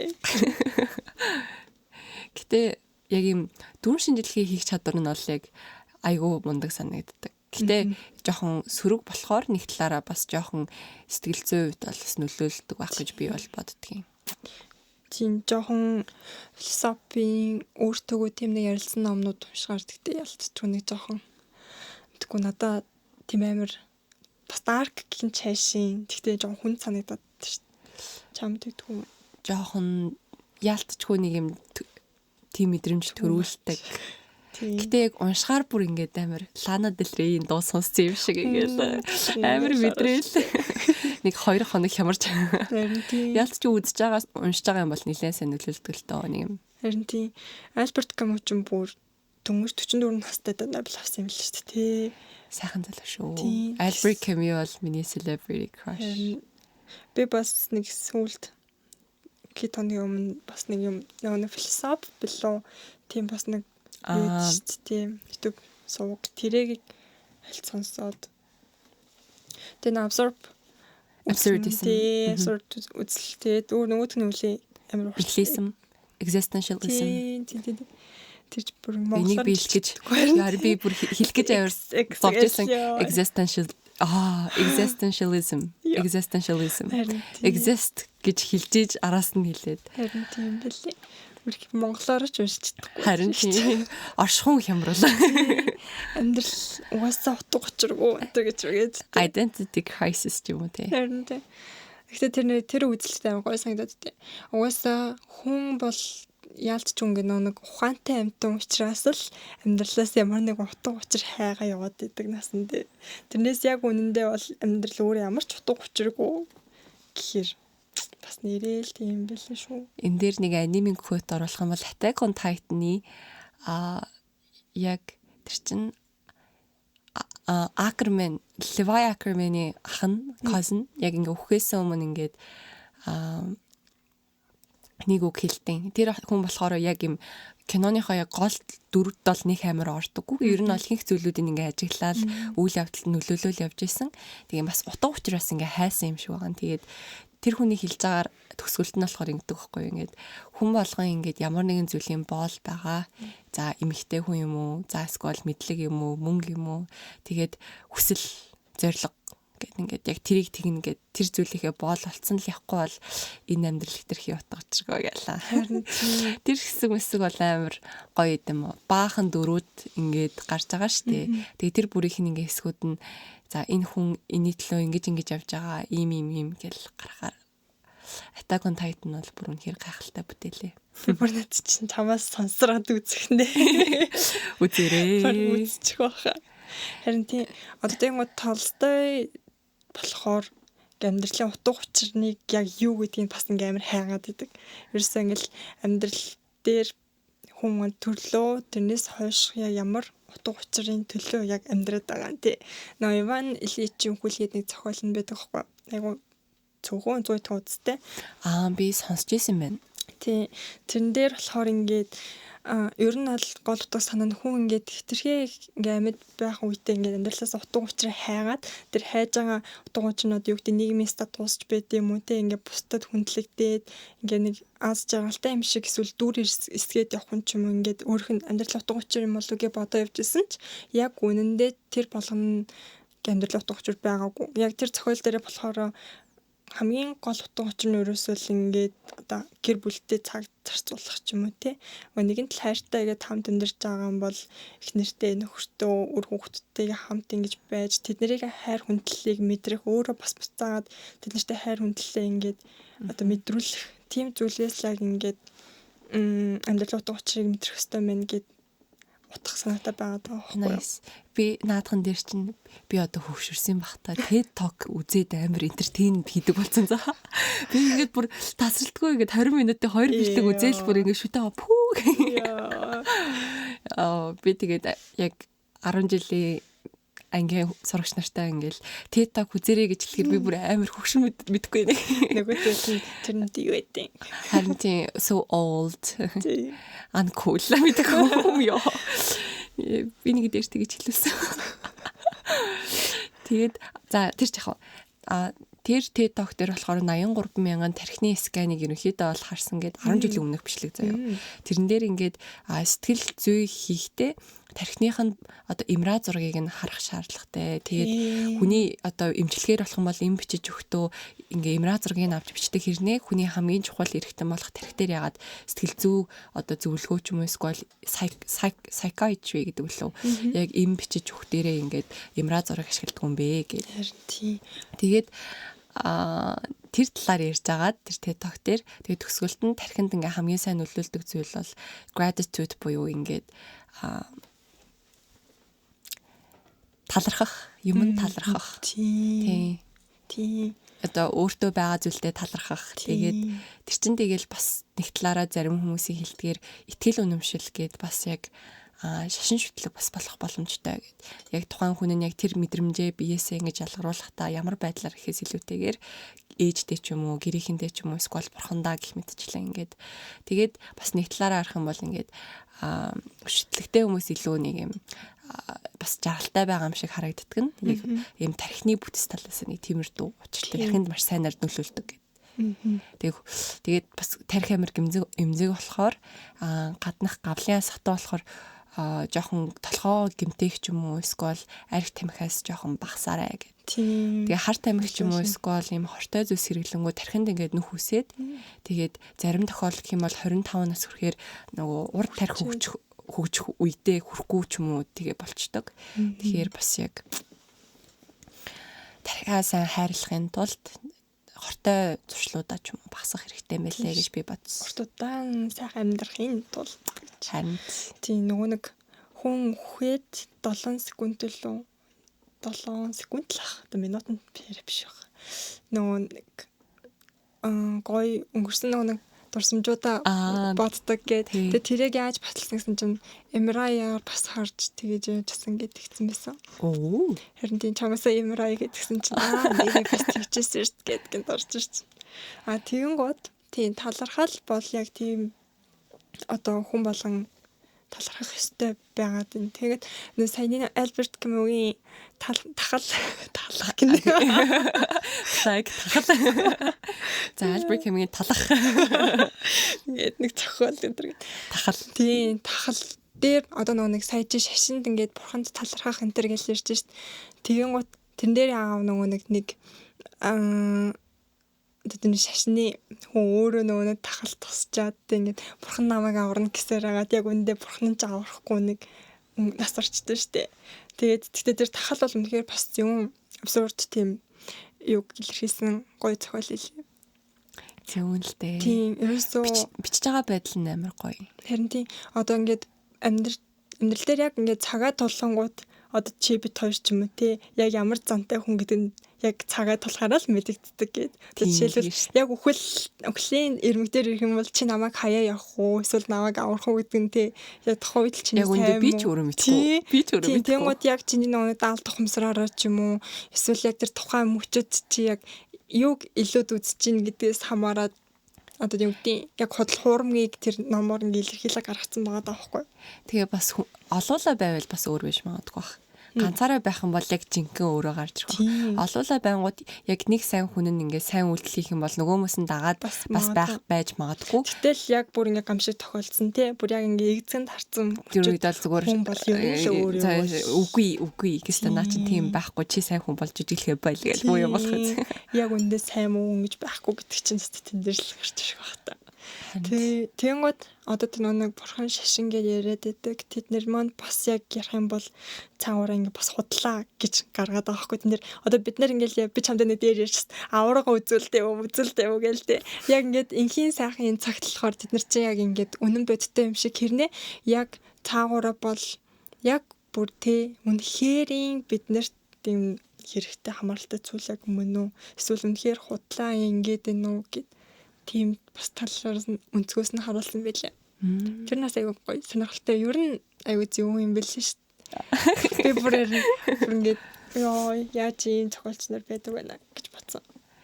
Гэтэ ингээд бүхэл бүтэн нэг зохиол дотроо ингээд ертөнц босгоод тэр ертөнц дотроо ингээд утга учир утга учиртай хүн болгонд нь баг утга учир ч юм уу яагаад хийж байгаа гэд бэкграунд ингээд бичээд тэгээд ингээд бий болгоно гэдэг бол гайхалтай.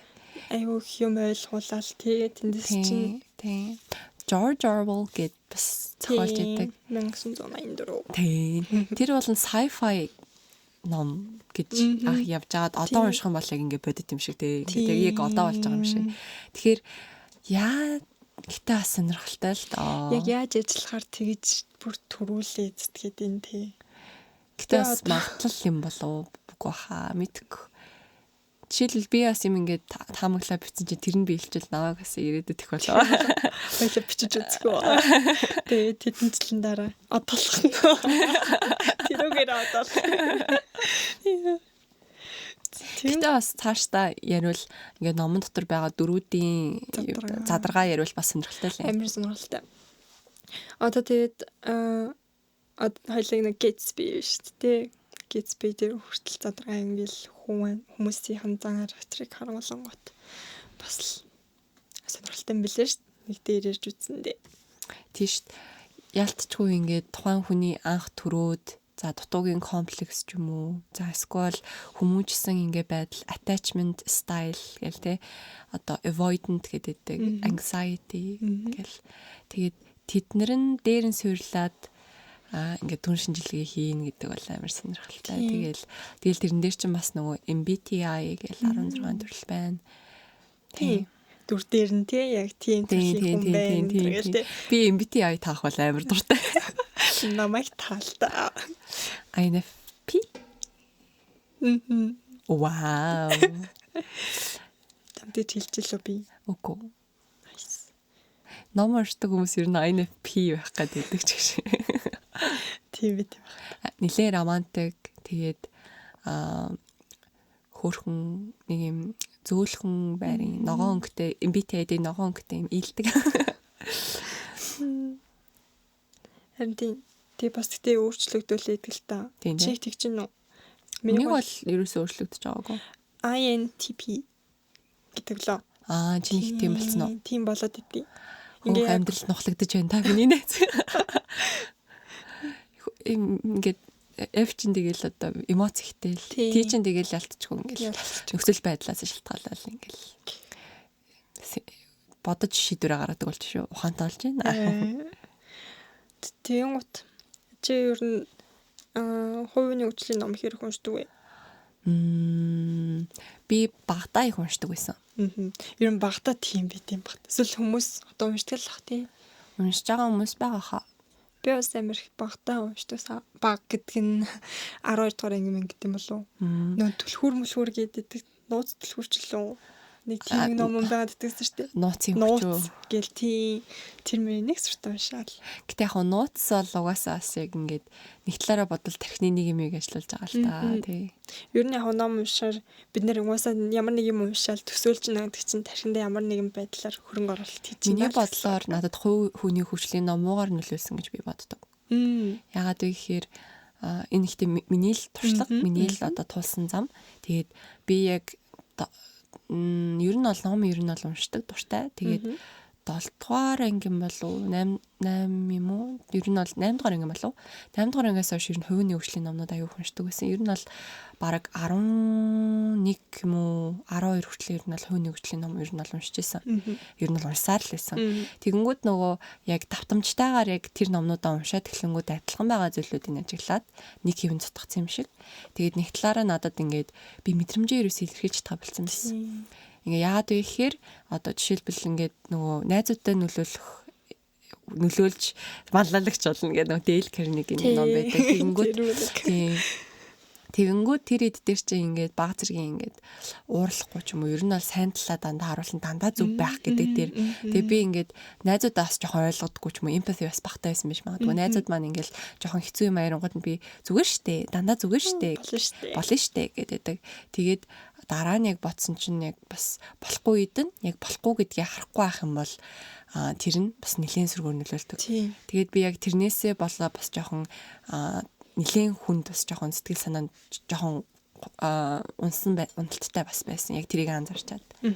Би бас тэгж боддоо. Хувийн хөгжлийн ном бол мэдээж хэрэгтэй үедээ хэрэгтэй те ингээ хэрэгжүүлэхэд хэрэгтэй зүйлүүд зөндөө байдаг. Гэхдээ хувийн хөгжлийн ном хэтэрхий уншаад ирэхээр хүн өөрийгөө жоохон голж эхэлт юм шиг. Гэхдээ бас над дээр одоо нэг тохиолдож байгаа явдлаа шүү дээ. Юм шиг санагдсан. Тэгээд хувийн хөгжлийн номч мэдээж ихэнх нь ингээл чи тэгж амжилтанд хүрнэ, чи ингэж хийх ёстой, тэгэх ёстой гэдэг амар ингэж бичиж өгдөө шүү дээ. Тэгэнгүүт би ингэвэл ингэх ёстой юм байна ч юм уу ингээд өөртөө амар хэм дарамт үсгээд өөрийгөө зовоогоод байсан гэх юм уу.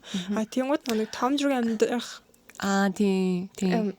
Тэр ном л яг нэг арай гайгүй заяа. Тэгмэд бусд нь болохоор ингээд чи тэгжээж л тэгж амжилтанд хүрнэ ингэн тэгнэ бусдан ч гэж бас ер нь дийлэнхтэй хийх нь ер нь тиймэрхүү байж.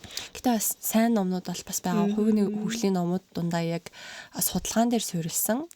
Яг зарим хувийн хөгжлийн номнуудыг унших юм бол ингээд хөвчлэн ингээд зүгээр кейс дээр ирсэн байдаг амьдрал дээр ч юм уу те. Тэгэнгүүт яг судалгаан дээр баталгаажуулсан юм уу гэхээр зарим нь ингээд ном зүй байхгүй ч юм уу. Тэгээ тэр номыг орчуулад яг тавиад тэр нь бүр бестселлер байдаг ч юм уу. Тэгэнгүүт тэр номыг чинь яг дүн шинжилгээ хийхгүй яг одоо жишээл миний яг тухайн үе буюу 8 дугаар ангийн хүүхэд бол энэ яг үнэн юм уу буруу юм уу гэхээс илүүтэйгээр шууд уншаал үнэн юм байна гэж итгэнэ.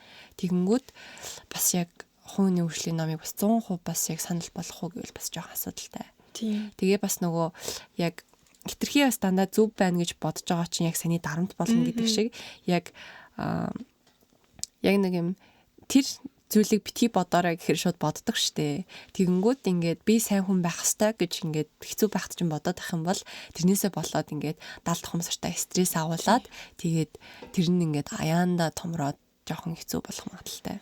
Би бүр яа тэгээд байсан. Тэгтээ тэр чин би ер нь яг 12 11-тэй өгөх тийм хувийн хөгжлийн ном уншдаг байсан юм байна.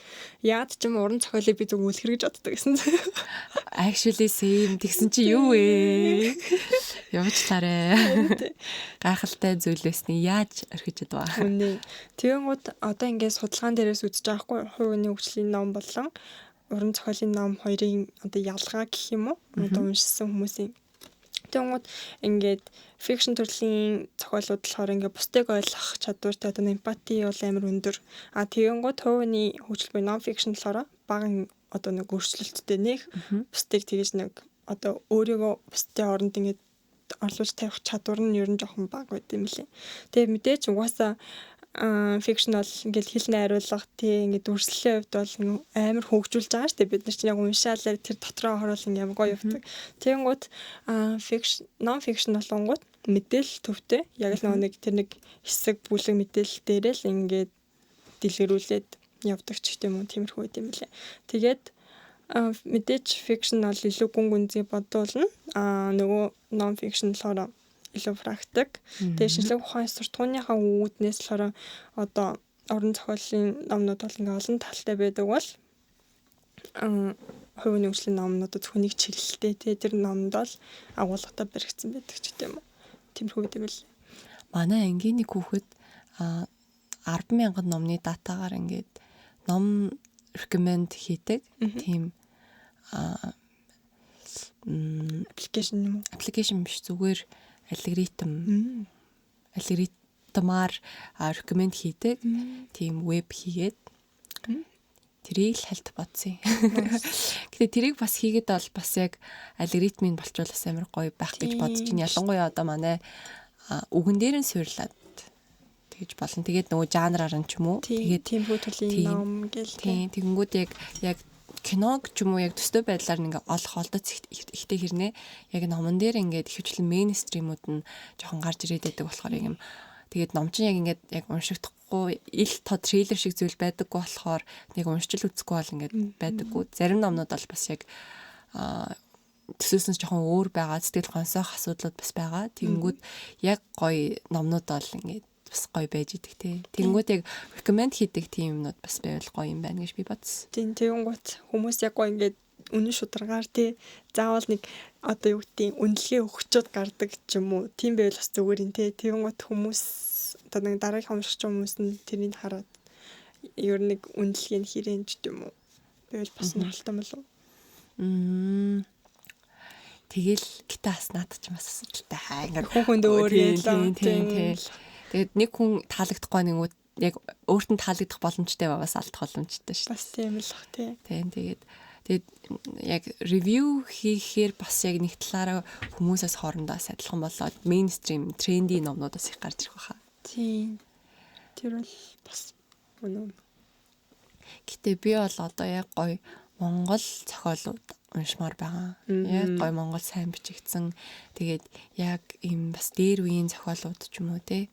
Тий. Одоо жишээлбэл яг гадаадын лаглаг уран зохиолчдын номнууд нь ингээд гоё шинээрээ хэвлэгддэг шиг гоё Монголын дээр үеийн лаглаг зохиолч нарын номнууд нь гоё хэвлэгдвэл гоё хатаа гэж боддог. Цуцан номууд байж манан будан ч л нэг юм гоё юм юутай хавцтай. Миний жоон зөргөл хүрдэг болохоос тэднийг би бас уншиж үзье гэж бодож. Монголын уран зохиолч нь нөгөө нэг өгнүүд нь ямар амар тийм нэг гоё. Тэгээ зарим нь би өөрөө ч ойлгохгүй баг яг юу гэсэн утгатай үг юм бол тэгээд нөгөө толь бичнээс хайж Миний эмзэглэдэг зүйлүүдийн нэг гэх юм бол би яг зарим үйлбэр дундаа гадаад үг ашиглаад байдаг. Тэнгүүд ялтчгүй уншиж байгаа мэдээллүүдийн маань ихэнх нь англи ч юм уу эсвэл өөр хэл дээр байнгут яг тухайн мэдээллээ яг монголоор биш яг англиар нь яг цээжилсэн ч юм уу байнгут тэгээд хольж яриад байдаг. Тэнгүүд хүмүүс ингээд монголоор яриачтай маягтай юм гэдэг ч юм уу тиймэрхүү юмнууд гараад байгаа юм шиг санагдсан. Гэтэ ялтчгүй яг тэр монгол гой гой зохиолуудыг харахад бол би юу юм бэ л гэж бодогдчихлээ. Бүр амар штэ тэр. Гайхалтай юм бол ёо одоо сандгүй. Нөгөө нэг тэр юу харсан уу хашин шог дээр би чамтай юм ярихгүй. Миний оюуны чагтханд минь тортгсооч гад байна гэдэг тэрийггүй тий. Одоо нөгөө нэг бавыг нь лавсаар ингээ оюуны чагтханд минь тортгсооч гад байна гэ. Харин тий. Нэг тиймэрхүү ярьдаг болчих юмсан тий ингээл клуб нэг хүн орж ирээл ингээл чи яа надраа харахгүй байгаа ингээл тэгсэн чи ингээл чам руу харах битгий хэлээ гэнэс. Яа тэгвэл нэрээ. Яа сонирхолтой те уул нь бол тэгж ярил. Гэтэ ямар дээр үеийн хүн бэ гэж бодогдох хаа. Гэтэ яг таалагдах хүн байхлаа. Гэтэ тэгээ зарим хүмүүс нь бол энэ ямар таг хүн бэ? Хөтөө нэг машин төрчихтөндөө. Тэгснэ нэг гарын чи мотор цотор гэл яг ярьдэн штэ монгол хэлний. Гэтэ яг үнэндээ хөдөнөх байсан чи ядгийн тий? Тий штэ. Тэр залуу одоо юу яа? Төсөөлийн залуу гараад ирсэн. Бол яг тэр номон дээр бичигдсэн шиг тэгж амар үг мөг хэрэгэлдэг. Бас юу байдаг хаа. Тэр үедээ юу? Одоо үед бол нэлээд зөрчсөн байх гэж бодож байна. Тэгж бодож. Уул нь ингээд автгийн болов одоо жишээлбэл IELTS-ийн шалгалт авдаг штэ. Тэнгүүд ингээд баг өдөр тутамдаа ашигладаг академик үгүүдийг бид цээжилж байгаа штэ. Тэнгүүд хэрвээ монгол хэлний тийм шалгалт тавил яг дээр үеийн гой гой үгүүд бас цээжлүүл бас гоё л баг. Тийм. Яг монгол эргээд монгол үгнүүдээ сэргээгээд ам оруулаад харин тэднийг ашиглагддаг болохоор жогцоодаг. Харин миний санджаагаар 12-ийн нэг ийш дээр дүүл монгол хэлний нэг тиймэрхүү тэн дээр л би хамгийн сүүлд нэг тиймэрхүү үгнүүд ашиглаж байснаа санаж байна. Тэрнээс хойш юу вэ? Ямар үг юм? Одоо нэг яг тийм үгнүүд. Яг тийм үг сандгүй дээ. Академик гэдэг шиг чи Монголын юу гэдэг лээ. Тийм үгээс орж ирэхгүй байх хэрэгтэй одоо. Би бол мэдгүй. Манай ээж л айгуу сайн мэднэ. Тэгээ ээжээс асуугаад ээжээс би бас мэдгүй гэлээ.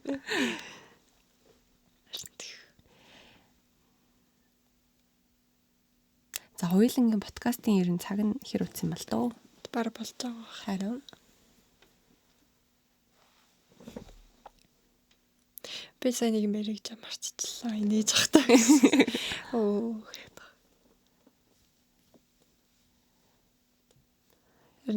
Гадаадын юм зохиолч нарыг судалж байгаатай адилхан бас Монголынхаа судлал бас гоё тий.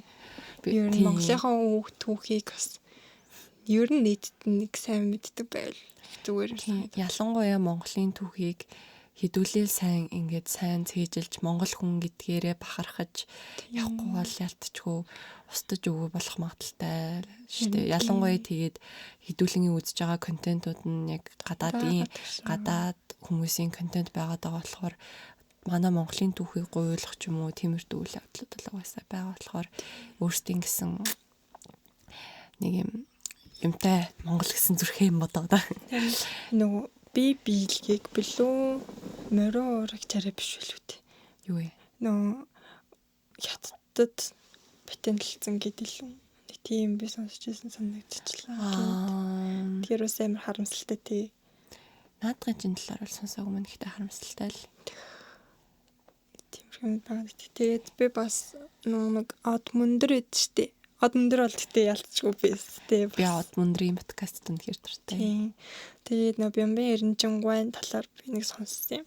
Тэгсэн чинь 17 хэлтэй байсан юм бэл. Тийм, Монголын хамгийн анхны доктор талтай хүн биз дээ. Тийм, тэгээд нөгөө нэг хэлмэгдүүлэлтийн үеэр ингээ баригдаад цаазын тавцсан дээрсэн чинь яг тухайн үед ингээ орос хэл амар сайн байгаад тэгээд нөгөө нэг хэлн хэрэгтэй болоод тэгээд одоо юу гэдэг өшөөгтөд гарцсан хүн юм бэл шүү дээ. Вау. Яг Достоевский шиг.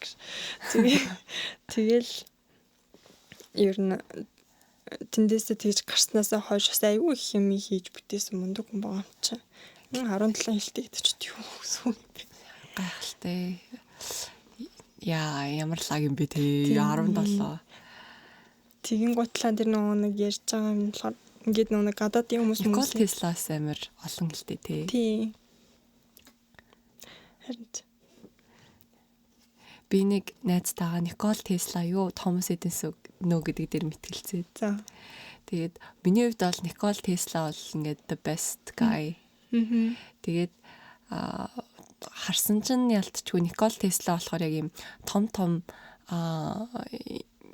зүйлүүд дээр патент авсан. Нэг дэлхий дээр болохоор 127 патенттай гэлээ. Тэгсэн чинь би тэгэл хартаа манай одоо Никол Тесла ингээ 127 патенттай. Тэгснэ ийм олон хэлээр ярьж чаддаг. Харалта. Танай Томас Эдисон гээ маргалдахгүй. Тэгсэн чинь Томас Эдиснийг хагаад утсан чинь хэл нь бол ингээд англиар ярьдаг. Тэгээд патент нэгс чинь 1100 гэдэг. Businessman, that's crazy. Харин тийм 1100-д нь патенттай. Тэр патент болгоноос тэгтээ юу авдаг гэдэгтэй. Тийм угаасаа ялтчгүй тэр үедээ бол амар мөнгөтэй. Тий. Тэгээд энийг би ч юугаа мэдвүтэй. Тэгэл нөгөө читингийн гэрлийн санааг Никол Теслагаас санааг нь авсан эдрэгээд нэг яригадаад идэг байсан. Тэгээд би ч одоо тэнд байсан биш. Байсан биш. Хажууд нь харж ирсэн юм шиг л ярих гэдэг тийм. Ер нь сонсож байгаа хүмүүстэй бид нар ч яваа мэдвэтэй гэж ярьж ирсэн. Гэтэ тэгэл Никол Теслагийн ачаар одоогийн бид хэдийн яг alternative current гээд хувьсах гүдэл үссэн гайхалтай юм шүү. Никол Теслач сайхан залуу шүү. Чамд мохоо залуу байна уу? Чи ер нь төрөний ярьдаг шиг юм шүү те. Нэг ухаалаг, оюунлаг хүн татагддаг гэдэг чи. Нэрэл царай харахгүй өнтер гэдэг шиг. Хүй. Манай Никол Тесла, Albert Camus ч нэг уран зохиолчд эрдэмтэд дундаа хуйлаа үстэй, дээр нь өндөр царайлаг хүмүүсээс шүү юу ярьж байгаа. Тийм бэ. Гэтэ Никол Тесла чинь хүнтэй үерхтгүү ганц бийж байгаа нас ирсэн. Угаасаа тэгдэг гэжлээ. Одоо энэ зохиолч тийм хүмүүс ерөөсөө тийм нэг хайр дурлалын харилцаанд оддгүй ч юм уу өөртөө тийм юм хөөцөлцдөг. уу. Манай Albert Camus бол бас л эвгүй штэ. Хонц амир Харин чи. Таач бол жинхэнэ нөгөө одоо nonchalant guy, hot. He's cute. Данс дэд 46 настай. Харин машин авслаар. Тэгээ хамгийн сүүлийн The First Man гэд номыг нь би анх уншиж байсан. Одоо анхны залуу юм баг та. Анхны хүн ч юм уу. Тэгээд тэр номыг уншиж үзчихэд яг үгийнхэн сонголт хэлж байгаа байдал нь бүгдээрээ амар гоё. Тэгээд төгсгөл нь бас надад нэлээд таалагдчихсан. Яаж төгсөв? Ноц. Хилжэлт. Өөрөө уншиж үзээрэй. За төгсгөл нь тэгээд дуусахт нь би гайхсан. Чи ямар муухай. Тэгээ угаасаа тэгээд яг зууртаар нас арсан хүн л дээ. Тэгээд тэр зохиолоо бичиж байгаа. Тэгээд дуусгаагүй мүү? мэдгүй. Капка шиг юм уу гэж. Ноц. Тэгэл өөрөө л уншаад үзэхгүй. Тэгээд миний хайртай зохиол гэдэм бол нэг. Тэгээд анх энэ номыг уншаад Albert Camus тааштай болчихсон. Тэгээд тэр үед бас уншихтаа би бас 19-тэй 20-тэй байлуу. Тэгээд надаа номнуудаа уншихтаа ер нь яавал зүгээр санагдсан шүү дээ. Ийм алтай язгуур хэл гэж манай Монголын хэл явдаг тий.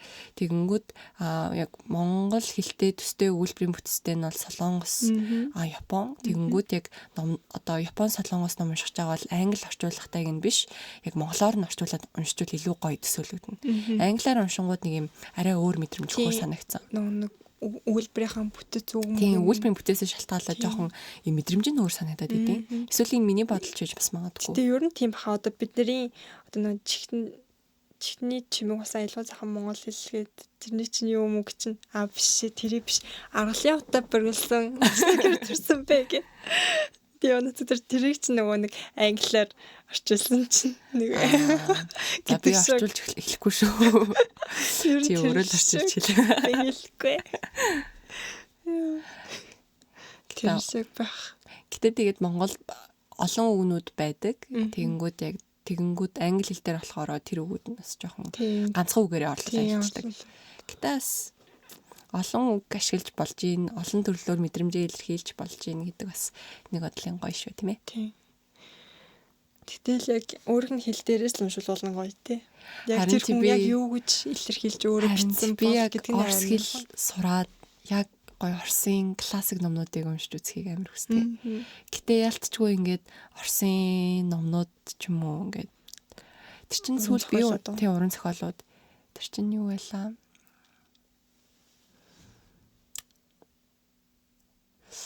Юу байлаа да Достоевскийгийн бас нэг ном байсан юм. Мөрич Кармасов тагнууд харин тэр чи юу байлаа? Гимзэм. Гимзэмийг яг уншиж байхад эхний хэсэг нь бол үнэхээр л яг юм тухайн үеийн Оросынх нь юм уур амьсгал багтаа үзчихсэн киноны өрнөлүүд нь ингээ мэдрэгтэл. Гэхдээ надад бол ялтчгүй зүгээр юм ингийн Bridgerton гэдэг нэг ном байдаг шүү дээ. Кино бас байдаг. Нэг тиймэрхүү vibeтай кинонууд илүү гоё санагддаг. Jane Austen-ы номнууд ч юм уу те. Little Women биш Jane Austen-ы Pride and Prejudice гэдэг үстэй. Тийм тэр ном. Тэгээд бас дангаараа зүгээр Little Women ч юм уу те. Little Women ч юм бол хиний ном бэлээ. Амар сонсогдлогтэй байсан. Тэрний киног бас сүлд үзсэн. Тэр нэг юун дээр тоглолдог гэж тоглолт юм л шүү дээ. Нэрийг сандаггүй. Atonement л. Atonement? Тийм. Тэр киног үзчихсэн үү? Үгүй. Тэр амар гоё кино шүү. Timothy Chalamet-с тоглолдог үстэй Little Women дээр. Little Women гэж байдаг. Кино юм уу? Тийм кино номноос байдаг. Тэгээд тэрэн дээр бас амар гоё юмуд гардаг. Чи үзэл таалагдана. Би яг бинтээ. Зүтнэ. Бичээд авч. Юу гэлээ тэр үнэ. Өөрөө унш километр гэж. Ханд сонирхолтой л. Гэтэ яг ингэдэг нэг номонд орцохоор амар хэцүү мэн. Уншиж амжаагүй чинь дараагийнх нь номыг ямар that's problem. Би бас яг тийм. Болтгсон бол нэг дор 3 4 зэрэг уншмаар. Амар сонирхол татах юм уу тэгт. Зя нэг иймэрхүү бит хоёрын За бараг хоёулангийн подкастын хугацаа дуусчих шиг байна да тийм ээ. Бахаа. За тэгвэл хоёулаа төгсгөлөө яваал дуусгая та тийм ээ. За ингээд бит хоёр эхний дугаараа ингээд маш олон зүйлийн талаар ярьж байгаа дуслаа. Нэг доор, нэг нааш орлоо, нэг цаашаа гарлаа. Тэгээд цаашдаас яг бит хоёр яг саяны ярьсан сэдвүүдээсээ гаднаас өөр сонирхолтой мэдээллүүд цуглуулад бас сонирхолтойгоор гоё ярина гэж бодож байна. Тэгээд дэмжээрэй. Жири бид хоёр нь ингээ эхнийхээ дугаарыг хийж байгаа. Цаашдаа сайжирна. Тэгвэл дараахан л хоёр хүмүүс байгаад байна. Харин тийм ээ галзуурж байгаа нь л инээ. Чаавас. За баярлалаа. Баяртай. Бай. Bye.